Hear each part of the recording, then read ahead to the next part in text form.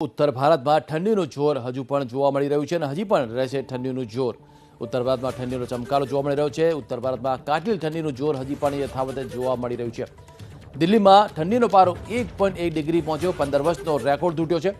ગુલબર્ગમાં -9 degree તાપમાન નોંધાયું છે. ચારે તરફ હિમવર્ષા, ધુમ્મસ અને કાતિલ ઠંડી. આ દ્રશ્યો છે ઉત્તર ભારતના રાજ્યોના, જ્યાં કાતિલ ઠંડીનું જોર યથાવત રહ્યું છે.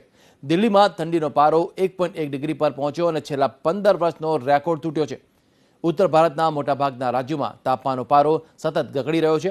જ્યારે ઉત્તર પ્રદેશમાં ગાઢ ધુમ્મસને લીધે અકસ્માતની હારમાળા સર્જાઈ, જેમાં 12 લોકોના મોત થયા છે. જમ્મુ કાશ્મીરમાં ભારે હિમવર્ષાથી ઠંડીનો પારો માઇનસમાં પહોંચ્યો. ગુલબર્ગમાં ઠંડીનો પારો -9 ડિગ્રી પર પહોંચ્યો, તો શ્રીનગરમાં ઠંડીનો પારો -6.4 ડિગ્રી રહ્યો. હરિયાણાના હિસારમાં -1.2 ડિગ્રી તાપમાન નોંધાયું, જ્યારે પંજાબના ફરીદકોટમાં તાપમાન -0.2 ડિગ્રી પર પહોંચી ગયું.